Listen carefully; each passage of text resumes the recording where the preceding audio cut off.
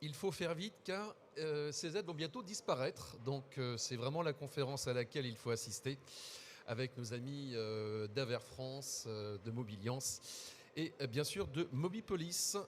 Merci de prendre place. On démarre dans quelques petits instants ici sur la Tech Academy.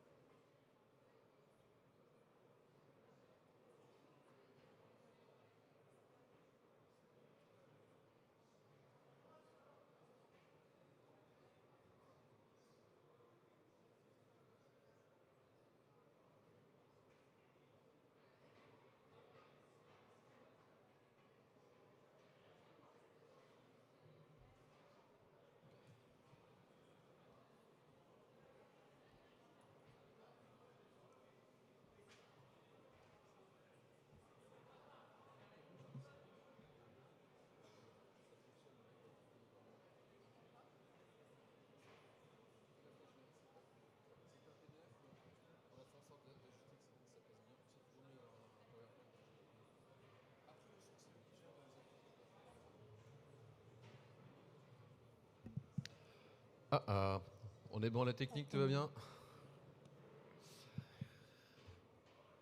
Bien, bon après-midi à celles et ceux qui nous rejoignent pour la Tech Academy. Donc voici une conférence qui est faite pour les pros qui s'intéressent naturellement à la mobilité électrique. Alors ici, on est dans le hall 7, il y a la Tech Academy, c'est l'espace où on se trouve, mais il y a aussi un village des énergies.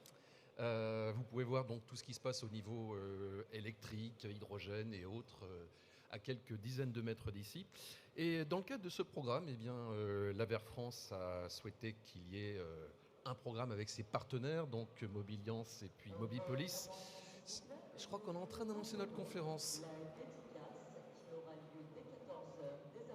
Voilà. Bon, bref. Donc, tout ça pour dire qu'on est là pour parler d'un programme qui s'appelle Advenir, pour des financements donc, en matière de bornes de recharge électrique. Et on va vous expliquer, en fait, de façon très concrète, comment on monte un dossier. Et je le disais tout à l'heure, pour faire un peu teasing sur cette conférence, il faut faire vite, car les fonds vont arriver à échéance à la fin de l'année, donc c'est quand même très bientôt. Donc, Les intervenants, donc Marion Lecause pour Mobiliance. Nous avons donc Stéphane Brizard, je ne me trompe pas de prénom, pour Mobipolis. Et puis Pierre Deboucaud, responsable des opérations à l'Aver France, qui porte le polo de Electric Box. On en dit peut-être un mot, Electric Box, parce que c'est quelque chose qu'on voit dans les salons régulièrement. Oui, exactement. Donc Pierre Deboucaud, je suis responsable des opérations pour le programme Advenir au sein de l'Adver France. Et oui, on a aujourd'hui notre stand un peu fun, on va dire, Electric Box, qui est situé juste derrière à l'entrée du pavillon ici, qui est un stand à vocation purement pédagogique. L'idée, c'est d'apporter aux professionnels et même au grand public tout un tas d'informations sur le véhicule électrique, la recharge, etc. On a plusieurs corners plutôt pédagogiques. On a un quiz, on fait gagner des lots, etc. Le but, c'est de s'amuser et d'apprendre tout un tas de choses sur le véhicule électrique. Très bien. Alors, je vais vous laisser la scène. Moi, je ne suis pas loin. Je vais me mettre au premier rang pour bien voir les slides. Vous les pilotez donc comme vous le souhaitez. On va commencer par vous, Pierre, pour parler un petit peu de quelques notions par rapport au parc de véhicules et de bornes de recharge. Si vous préférez vous mettre comme ça, debout, au pupitre. Je le ferai peut-être pour regarder les chiffres que je ne connais pas toujours par cœur. Ils évoluent tout le temps. Je vous laisse nous éclairer sur l'état de la mobilité électrique en France.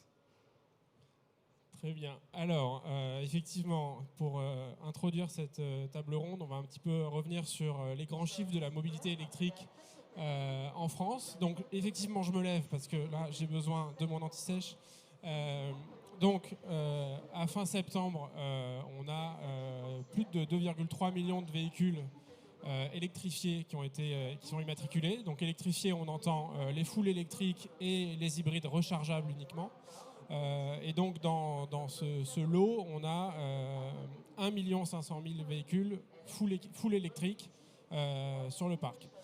Donc on voit une croissance quasi exponentielle depuis maintenant 2021. Et sur le mois de septembre, pour parler un petit peu de ce qui se fait depuis très peu de temps, 45 000 nouvelles immatriculations en EV. Ce qui représente 26,5% de part de marché sur le mois, dont 21% pour le 100% électrique. Donc on a des véhicules, mais forcément, pour que ça fonctionne bien, il faut également un maillage en borne de recharge. Donc en termes de points de recharge, on se rend compte qu'on est à peu près sur les mêmes chiffres, 2,5 millions de points de recharge partout sur le territoire, répartis entre des points de charge dans les sociétés, des points de charge chez les particuliers, donc soit en maison individuelle, soit en copropriété, et des points de charge ouverts en public en voirie. Donc le gros du parc de recharge, c'est directement chez les particuliers, chez soi, c'est ce qui coûte le moins cher en termes de recharge, de toute façon, recharger chez soi. Et puis, on peut également, pour les salariés notamment, se recharger dans certaines sociétés qui mettent en place des bornes de recharge et des facilités pour se recharger. Certaines sociétés ouvrent même leurs bornes au public. On y reviendra notamment dans ce cas précis pour les professionnels de l'auto.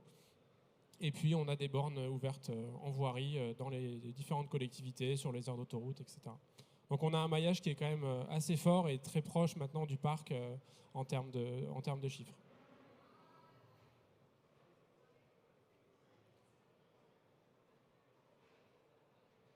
Venons-en à l'essentiel, ce programme Advenir, c'est la raison pour laquelle on est là cet après-midi.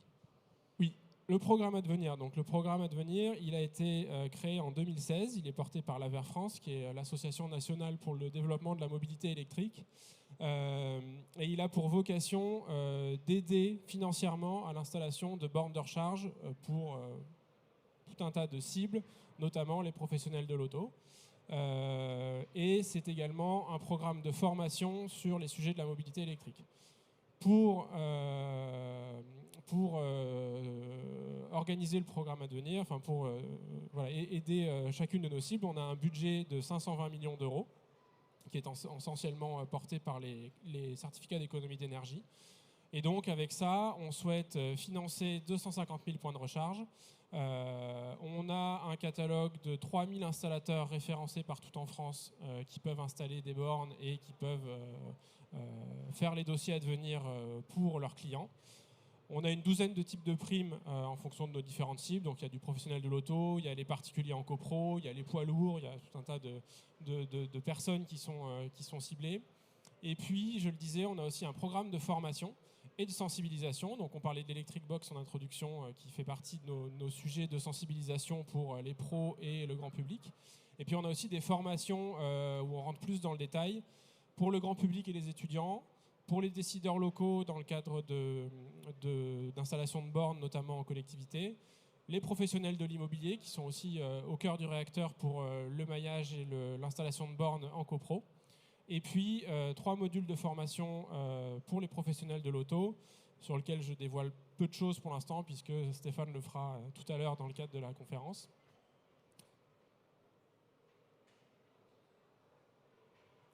Je voulais aussi, avant de céder la parole, faire un petit état des lieux du programme dans sa globalité à fin septembre. Donc, on a financé 157 000 points de recharge. On a passé le cap des 150 000 là, fin août et 5 000 infrastructures collectives en copropriété. Ce qui représente un budget de financement de 267 millions d'euros. Donc on voit qu'on est quand même sur des montants très importants avec un fort dynamisme en termes de demande de primes. Et on a une répartition géographique qui est comme ce que vous pouvez voir à l'écran, donc essentiellement tirée par l'Île-de-France, mais ça s'explique notamment par les primes en copropriété, parce qu'on a une grande majorité des copropriétés qui se situent en Île-de-France. Et puis après le reste des régions qui suivent, avec évidemment les régions qui ont des grandes métropoles qui sont un peu plus présentes pour les mêmes raisons. Et on accompagne aussi la Corse, bien entendu, et les Outre-mer.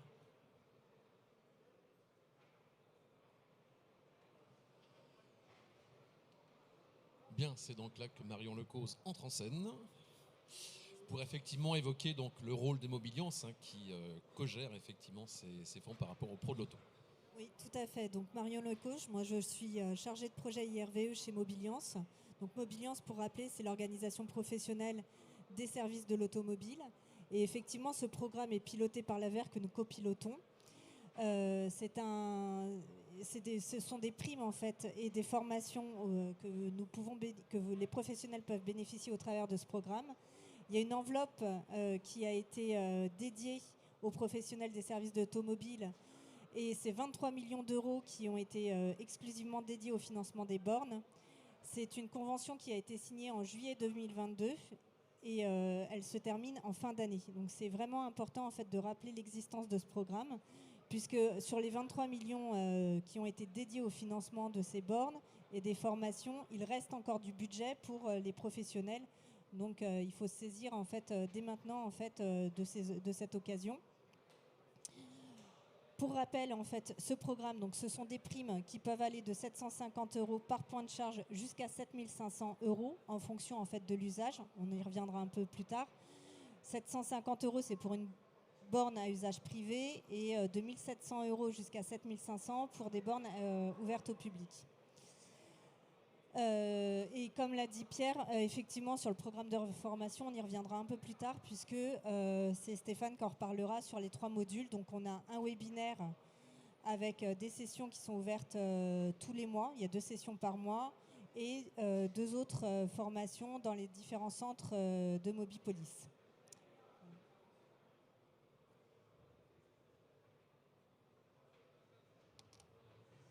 On va faire un petit état des lieux des primes qui ont pu permettre aux professionnels en fait, de bénéficier pour l'installation des bornes de recharge. Donc, depuis 2022, il y a 4 298 points de charge qui ont été financés grâce au programme. Ça correspond à un peu plus de 2000 points de charge qui sont ouverts au public et 1846 pour flotte et salariés. Et aussi, il y a eu 216 points de charge qui ont été installés aux loueurs de courte durée, puisque effectivement c'est aussi des primes qui ont intégré le programme cette année et les loueurs de courte durée peuvent aussi bénéficier des primes du programme à venir. Alors effectivement, ce qui n'apparaît pas sur la slide, il y a les primes à destination des stations-service qui ont intégré le programme cette année. Alors, on n'a pas encore de primes engagées, mais les stations de service peuvent bénéficier des primes. Voilà. Alors peut-être un mot sur l'importance pour les professionnels de l'auto de s'équiper, d'avoir une borne et qui puisse être utilisée par justement des utilisateurs de voitures électriques. C'est un facteur de réassurance quelque part et aussi pourquoi pas de fidélisation pour eux. Oui, alors effectivement, s'équiper en borne de recharge, ça présente plusieurs avantages. Un des premiers avantages, c'est de proposer un nouveau service à leurs clients, puisque effectivement, un garage qui est équipé de bornes, pour un client, quand il va faire une réparation ou qu'il va faire une révision, le temps de la réparation, la batterie peut se décharger un petit peu. Ça va permettre au client, quand il va récupérer sa voiture, de pouvoir récupérer une voiture rechargée. C'est un gage de satisfaction client, c'est un gage de qualité, de confort, et ça fait vraiment la différence par rapport à la concurrence. C'est aussi un gage de modernité, d'image, puisque un garage qui est équipé en borne de recharge, ça véhicule aussi un engagement environnemental. Ça fait la différence aussi parce que un garage qui va être équipé d'une borne de recharge ouverte au public, il va être visible sur les applications telles que Google, telles que ChargeMap, et il va pouvoir en fait attirer de nouveaux clients. Et ça, c'est aussi important parce qu'il y a des clients qui vont, quand ils ont besoin de recharger, ils vont attirer en fait des personnes. Quand on cherche en fait à se recharger, on essaye de pas trop se dédier de son itinéraire. Et ça permet en fait à des garages de proposer ce service à des clients qui seraient peut-être pas forcément venus chez eux. Voilà. On a eu notamment en fait des dossiers, des laveries par exemple. Je sais qu'il y en a qui sont sur le salon, qui ont ouvert des bornes de recharge au public et qui du coup maintenant en fait récupèrent des clients et pendant le temps de la recharge peuvent aussi par exemple proposer des services pour aspirer leur voiture ou d'autres services. Et les stations de lavage, effectivement. Les stations de lavage, oui, pardon. Laverie ? Ah oui, pardon. Très bien. On voit un petit peu comment on fait les dossiers. Eh bien. Alors les dossiers, pour les dossiers, donc il va y avoir le client, donc les professionnels des services de l'automobile qui vont faire appel à un porteur d'offres. En amont, nous, ce qu'on conseille, c'est que le client fasse plusieurs devis pour faire jouer aussi la concurrence et que ce soit le porteur d'offres qui fasse le dossier sur la plateforme monadvenir.mobi. Donc il y a le lien du site qui est sur les slides. Hop. Et alors, comment se passe en fait un dossier ? Donc, il y a plusieurs étapes à respecter. Donc, une fois que le dossier, le devis est accepté par un client, donc le porteur de l'offre va se connecter sur l'application monadvenir.mobi. Il doit compléter un formulaire qui est assez simple. Ça prend combien de temps un formulaire ? C'est Le formulaire de départ, juste pour demander, prendre date, c'est quoi ? 2 minutes, 3 minutes ? 2-3 minutes, voilà. Si le projet a bien été monté dès le départ et que le professionnel sait ce qu'il veut, qui s'est entouré d'un porteur d'offres / installateur, parce qu'on parle de porteur d'offres, mais finalement c'est un installateur. Si tout est clair, 5 minutes. Voilà. Donc c'est assez rapide. Ensuite, une fois que les documents sont transmis, la plateforme en fait envoie une proposition d'offre que le client doit signer. Alors c'est une étape importante parce que effectivement, comme le programme s'arrête en fin d'année, c'est cette étape-là qui sera importante. Et si les dossiers n'ont pas passé cette étape-là au 31 décembre 2025, ils ne pourront pas bénéficier des primes. Donc c'est vraiment cette étape-là qui est cruciale pour pouvoir bénéficier des primes en 2026. Et ensuite, à partir du moment où l'offre est signée, vous avez 6 mois pour réaliser les travaux, envoyer les justificatifs. Et une fois que les justificatifs sont envoyés, la prime est versée sous 45 jours. Genre, un tout petit complément, tu le disais Marion, cette date de signature de l'offre de prime, c'est vraiment l'étape clé, notamment quand on est dans des fins d'enveloppe comme ça, où la prime s'arrête en fin d'année. C'est vraiment cette date-là qui fait foi. Et en fait, il faut que vous ayez signé votre offre de prime avant la fin de l'année. Et derrière, le process continue, et même sur 2026, on peut continuer d'instruire ce dossier-là, mais il est important de prendre date, de réserver les fonds, de réserver la prime avant la fin de l'année. Voilà, donc le process il est assez simple maintenant. C'est ce qu'on conseille, c'est que ce soit le porteur d'offres qui complète le formulaire sur la plateforme, puisqu'il y a quand même des données techniques qui sont demandées, et ça permet aux professionnels de décharger aussi de la partie administrative. Voilà. Qu'est-ce qu'on peut dire sur les critères d'éligibilité, s'il y en a? Alors, les critères d'éligibilité, en fait, ce sont les professionnels qui sont éligibles par leur code APE. Donc ça, le code APE, on peut le retrouver sur notre site born.mobiliance.fr. Donc c'est les codes APE des professionnels des services de l'automobile. Et ensuite, en fonction en fait, de l'usage de la borne, soit c'est une borne à usage privé ou une borne ouverte au public, vous allez avoir des primes qui vont varier. Et après, c'est assez simple en fait sur les critères. En fait, c'est réservé uniquement aux professionnels des services de l'automobile. Ouais. Déjà arrivé que des professionnels se regroupent, qu'il y ait une coalition en fait de pros? Alors non, c'est les primes, c'est dossier par dossier, c'est chaque professionnel qui fait son dossier. Maintenant, on a des grosses structures en fait qui pilotent ça au niveau national et qui font des dossiers pour les concessions, et c'est géré au niveau national. Mais il n'y a pas de regroupement de professionnels. Hein. Non, il n'y a pas de regroupement. Par contre, quand effectivement il y a un projet qui est géré au niveau national pour plusieurs sites, il est bien important de faire un dossier par site. Parce que nous, à un moment donné, on va vérifier les adresses, les bénéficiaires, etc. Et il faut qu'on ait un site, une demande de prime. Et un détail qui est quand même important à rappeler, c'est qu'il ne faut surtout pas commencer les travaux avant de faire les dossiers, puisque sinon, ça, c'est un critère où vous ne pourrez pas bénéficier de la prime. C'est très important. Il faut que d'abord l'offre de prime, donc l'étape 4, soit signée et vous pouvez démarrer les travaux.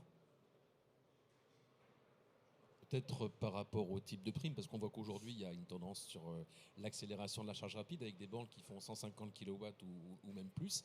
Est-ce que les professionnels sont limités par rapport aux capacités des bornes ou bien ils peuvent prendre ce qu'ils veulent? Alors, ils ne sont pas du tout limités. Ils peuvent acquérir une borne de 350 kW sans problème. Par contre, le montant de la prime va être limité. Pour les professionnels des services de l'auto, la prime pour une borne supérieure à 40 kW va être limitée à 7 500 par point de charge, dans la limite de 50% entre le coût d'achat et l'acquisition de la borne. Voilà. Après, pour les bornes dans les stations-service, c'est un peu plus élevé, mais là, c'est soumis à des critères et ça va jusqu'à 15 000 €. Mais effectivement, les bornes sont beaucoup plus puissantes. Voilà. Il y a deux petites choses sur lesquelles je voudrais revenir. Tu l'as dit, Marion, 7 500 € par point de charge. Le par point de charge est assez important, surtout quand on maîtrise assez peu le vocabulaire de l'électrique. Ce n'est pas 7 500 € par borne, c'est vraiment 7 500 € par point de charge. C'est-à-dire que si on a une borne qui a 3 points de charge, donc 3 pistolets, on peut toucher 3 fois 7 500 €. Enfin, jusqu'à 3 fois 7 500 €. Donc ça, c'est quand même important de l'avoir en tête parce que les primes peuvent être du coup quand même assez importantes. Deuxième chose à savoir, les primes qu'on a mis en place pour les pros de l'auto sont aujourd'hui les plus intéressantes d'un point de vue montant de l'ensemble du programme à venir. Je mets de côté les primes qui sont spécifiques aux poids lourds parce que là, on est sur des montants encore différents. Mais globalement, sur du véhicule léger, c'est les primes pour les pros de l'auto les plus intéressantes. On a un cas concret tout à l'heure, donc on pourra vous indiquer en fait comment on calcule en fait une prime par rapport à un cas concret.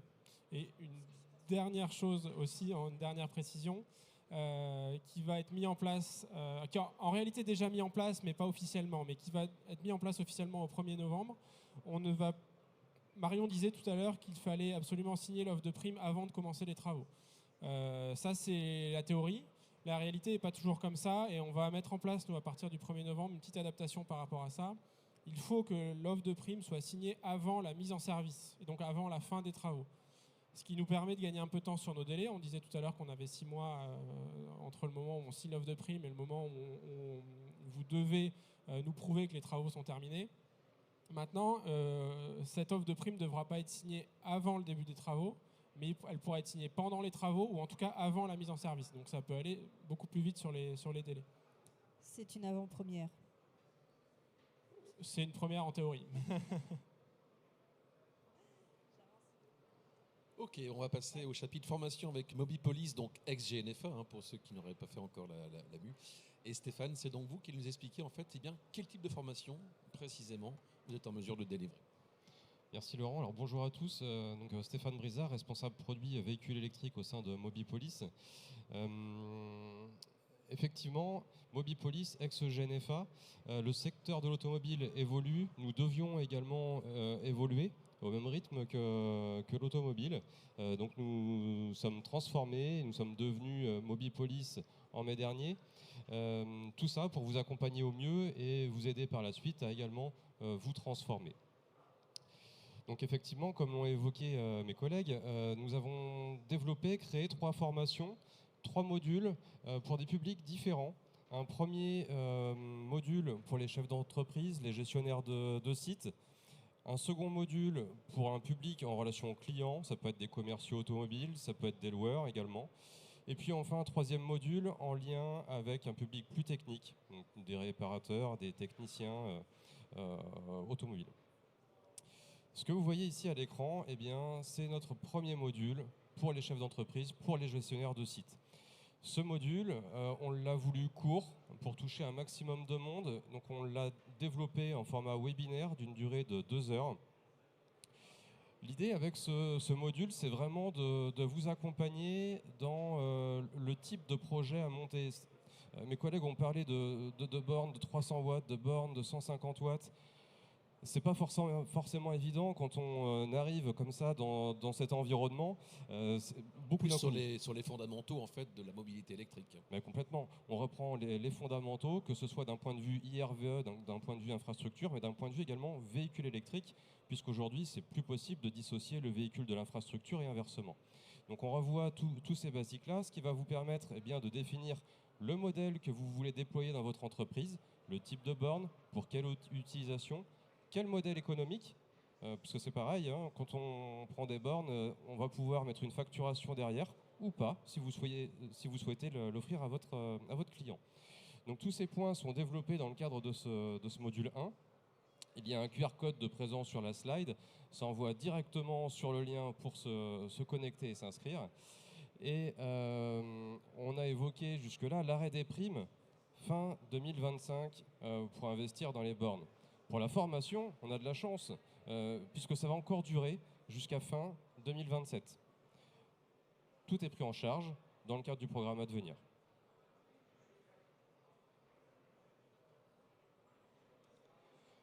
Nous avons également, comme je le disais tout à l'heure, créé un second module de formation qui, lui, va concerner donc, un public en relation client, notamment des commerciaux automobiles, par exemple. Cette fois-ci, nous sommes partis sur un format de formation en présentiel d'une durée d'une journée. Nous sommes également sur un format court, mais ce format, malgré tout, se veut très pratique. Sur une journée de formation, c'est au moins 75% de pratique. Donc on va vraiment travailler sur des applications très, très ludiques et en lien avec le métier. Un vendeur auto aujourd'hui, sur un véhicule neuf par exemple, il va devoir conseiller son client dans les options du véhicule. Est-ce que mon client va avoir besoin d'un chargeur embarqué de 7 kW, un chargeur embarqué de 11 kW ou de 22, en fonction des options des véhicules? Pas simple. Donc là c'est pareil, ce sont des choses à déterminer et en fonction du type de chargeur qui sera conseillé au client en fonction de ses besoins, eh bien, le commercial pourra également lui conseiller le mode de recharge le plus adapté à son besoin et en fonction de son véhicule. Alors permettez-moi de vous interrompre sur ce point, mais on sait que les vendeurs de véhicules neufs ont dû déjà passer du mécanique à l'électrique. Et conseiller maintenant en matière de bornes, c'est quelque chose qui n'était pas forcément naturel pour eux. Comment ça se passe au niveau de la formation, le ressenti ? Alors nous avons parfois, effectivement, Laurent, des électrosceptiques qui nous rejoignent dans la communauté. Ce qui est très bien avec ce module, c'est qu'on va travailler les objections que les clients peuvent avoir. Mais au final, avant que les clients évoquent ces objections, certains commerciaux, certains publics en relation client ont eux-mêmes au final ces objections à traiter. Donc on travaille tout ça avec eux. Ça permet d'éclaircir un petit peu cette voie de l'électrique. Et puis au-delà de conseiller sur du véhicule neuf, aujourd'hui il y a quand même un gros souci en termes de commercialisation de véhicules d'occasion, il y a des parcs automobiles qui débordent de véhicules électriques, tout simplement parce qu'il y a justement trop d'objections encore. Il y a encore un frein au final autour du véhicule électrique et des IRVE. Donc, ce sont des véhicules que les clients recherchent parce que, ils ont besoin de véhicules plus abordables. Tout à fait. Mais l'occasion fait peur pour plein de raisons. Est-ce que l'état de la batterie est bon ou pas? Bon, ça me permettra de faire la transition avec le troisième module. Troisième module qui va toucher les techniciens. Les techniciens vont intervenir dans le cadre de l'entretien du véhicule, dans le cadre également du diagnostic des véhicules électriques et surtout de la partie énergie.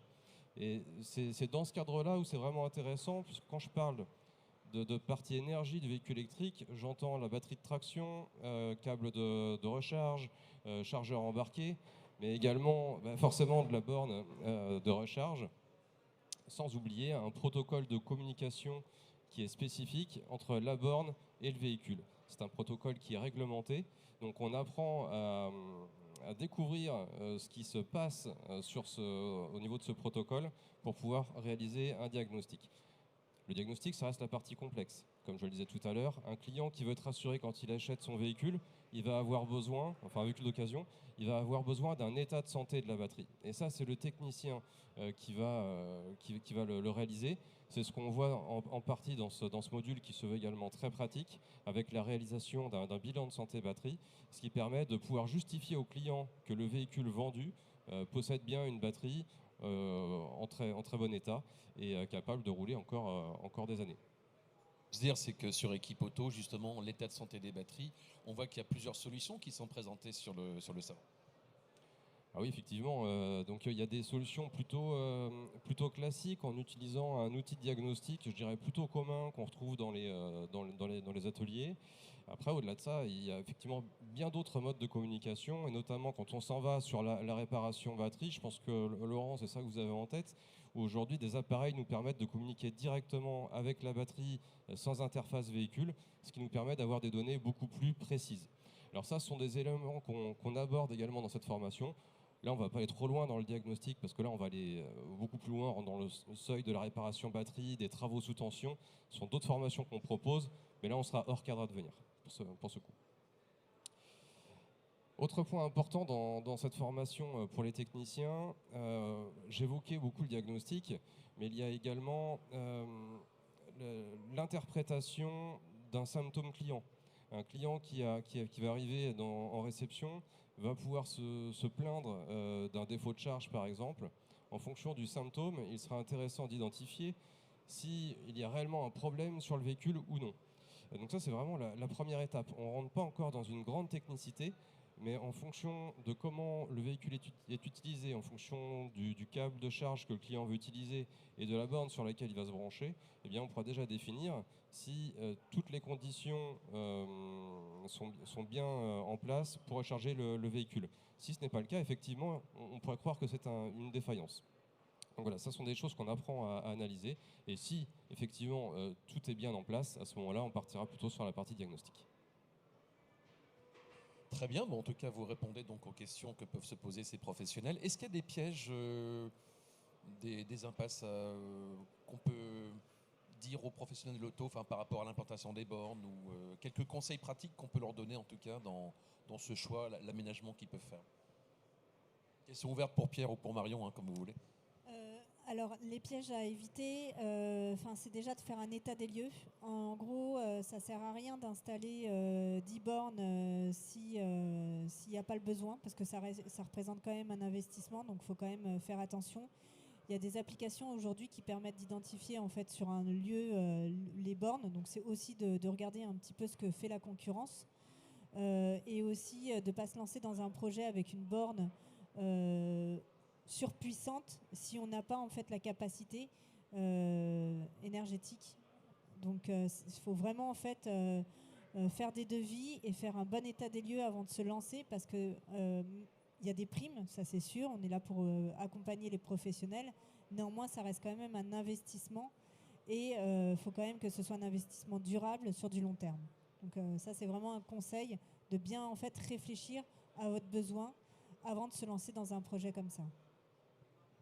Je vais répondre sur la partie process à devenir cette fois. Parce que c'est dommage d'avoir bien géré son projet, de s'être formé, de savoir exactement ce qu'on veut, d'être dans le bon chemin, et puis finalement de ne pas obtenir la prime parce que le dossier a été mal rempli ou parce qu'on s'est lancé un peu bille en tête en pensant que c'était très facile. On n'a pas un process compliqué, mais malgré tout, il y a quand même des choses à avoir en tête. Donc déjà, le premier piège à éviter, c'est de démarrer trop tard. On a dit que les primes s'arrêtaient à la fin de l'année, donc ça, c'est vraiment important de l'avoir en tête et de prendre date très vite. Le deuxième piège, c'est éviter de se lancer tout seul. Même si vous maîtrisez votre sujet, que vous avez super bien dimensionné votre projet, faites appel à un installateur et surtout faites en sorte que ce soit lui qui gère le dossier à devenir. Ils sont habitués, ils connaissent nos process, ils connaissent nos équipes support. Donc c'est beaucoup plus simple pour tout le monde. Ça devient totalement transparent pour le professionnel derrière qui n'a finalement pas grand-chose à faire que signer quelques documents. Donc voilà, et après faire bien attention, mais ça les installateurs le savent, faire bien attention à nos délais, ne pas signer la prime trop tôt, ne pas la signer trop tard non plus, donc pas trop tôt avant les travaux, surtout pas signer une prime avant d'avoir une date de raccordement au réseau, ne pas signer une prime après la fin des travaux parce que du coup ça fonctionne plus. Voilà ce genre de piège à éviter. Bien vérifier qu'entre devis, facture, ce soit bien le même bénéficiaire, ce soit bien les mêmes adresses. Tous ces éléments-là qu'on va nous regarder et sur lesquels on pourra retoquer, même si on a des allers-retours possibles, qu'il y a des modifications qui sont faites. À un moment donné, on dit stop aussi. Voilà. Qu'est-ce qu'il y a d'autre que je pourrais dire bien vérifier les délais. Vous avez 6 mois pour faire les travaux. Si vous voyez que vous commencez à être un peu short parce que vous avez signé votre offre de prime un peu trop tôt et que les 6 mois approchent, demandez-nous des délais supplémentaires. Pensez à les demander avant la date butoir des 6 mois. On peut prolonger, nous, les dossiers de 3 mois et encore de 3 mois. Donc ça fait un délai total d'1 an. Donc voilà, c'est les pièges à un peu avoir en tête. Mais globalement, si vous passez par un installateur, il maîtrise tout ça et normalement tout se passe bien. Je vais rajouter un dernier point, si possible, sur les cas concrets, puisque chez Mobipolis, on en a rencontré un il n'y a pas si longtemps que ça, puisqu'on s'est équipé nous-mêmes de points de recharge. On a un peu plus de 85 points de recharge sur 15 sites. Et un point extrêmement important, eh bien, c'est bien identifier l'acheminement électrique disponible sur le site et la possibilité que vous avez d'augmenter cet acheminement. Il se peut, sur certains sites, que l'acheminement ne puisse pas être augmenté. Et dans ces cas-là, de fait, ça vous limitera dans le nombre de points de charge à installer, mais également dans la puissance des points de charge que vous pourrez mettre en place.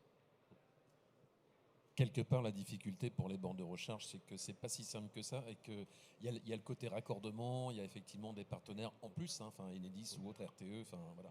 Il y a des points de vigilance, mais après tout, il y a des professionnels qui sont très performants sur le marché pour accompagner aussi dans ces démarches-là, et ce qui simplifie quand même énormément le process. Alors tout à l'heure, Marion, vous avez évoqué les stations de lavage qui avaient donc une clientèle supplémentaire. Est-ce qu'il y a d'autres exemples comme ça de success story que vous pourriez partager avec nous?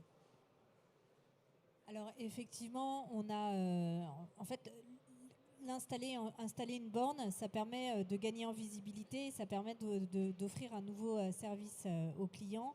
On a les cas des stations de lavage donc, qui, pendant le temps de recharge, en fait, peuvent profiter des services à côté, notamment passer l'aspirateur. On a également en fait les écoles de conduite, qui peuvent aussi. Alors, c'est pas un success story, c'est aussi en fait quand les parents accompagnent les enfants pendant les heures de conduite, ils peuvent aussi se recharger. Pour les écoles de conduite qui peuvent bénéficier de ces primes, c'est aussi un atout pour elles d'acculturer en fait les nouveaux conducteurs à l'électrique. Donc c'est aussi important en fait de commencer et ça fait partie aussi de la formation. Et ensuite, pour tout autre professionnel, c'est une opportunité de gagner en visibilité. Alors, on parle des clients, mais aussi, on a beaucoup en fait de garages qui s'équipent pour leurs salariés. Il ne faut pas les oublier parce que les salariés aussi Aussi, on est dans le renouvellement des flottes à l'électrique et ils ont aussi besoin de se recharger sur leur lieu de travail. Et donc, du coup, tout le monde est gagnant en fait quand il y a des bornes qui sont installées, même à titre à usage privé. Alors peut-être un mot, Pierre de Boucaud, sur l'évolution des bornes, parce qu'on voit qu'aujourd'hui, il y a de plus en plus de fabricants qui viennent, et des opérateurs qui viennent sur le marché français. Et puis les bornes, elles peuvent absorber, donner un courant de forte intensité pour des batteries de plus en plus performantes également. Oui, complètement. On couvre avec le programme l'ensemble des usages de toute façon en termes d'aide. On peut aller aider au financement de bornes très faible puissance, tout comme des bornes de très haute puissance. On parlait au début que nos primes étaient crantées par palier. Notre dernier palier est celui à 7500 €. Il commence à 40 kW ou plus, mais on n'a pas mis de limite de fin. Donc on peut aller chercher des bornes très haute puissance et se faire aider sur ces bornes-là. Si l'usage du professionnel va dans cette direction-là, c'est complètement possible. Bien, on termine peut-être par ce webinaire qui sera proposé prochainement. Alors, avant le webinaire, on peut effectivement revenir à la slide d'avant, si vous voulez bien, pour rappeler les chiffres clés par rapport aux primes. Non, mais là, c'était juste un exemple un peu concret parce que des fois, on s'y perd un petit peu pour savoir comment le calcul de la prime. Donc là, on a pris un exemple où sur un parking, donc il y a 8 places de parking, 4 bornes installées, donc 2 de 100 kW et 2 de 22. Donc du coup, s'il y a les véhicules qui rechargent en même temps, ça répartit la recharge.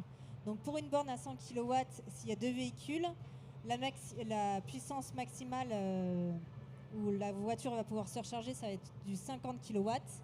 Donc ça nous fait 4 points de charge à 50 kW et 4 points de charge à 11 kW. Donc du coup, pour des points de charge à 11 kW, la prime est de 1 700 € maximum, plafonnée à 50% entre le coût d'achat et l'installation de la borne. Et pour les bornes donc supérieures à 40, ici c'est 50 kW, c'est 7 500. Donc du coup, alors je ne vous fais pas le calcul, mais 4 fois 7 500 plus 4 fois 1 700, vous pouvez bénéficier jusqu'à 36 800 € de prime, plafonnée à 50% entre le coût d'achat et l'installation de la borne. Donc après, il faut que le dossier il soit vu, mais ça fait quand même des montants de primes pas négligeables, un reste à charge qui est quand même amoindri quand on a des gros projets d'installation de bornes de recharge. Du coup, on peut enchaîner sur ce webinaire.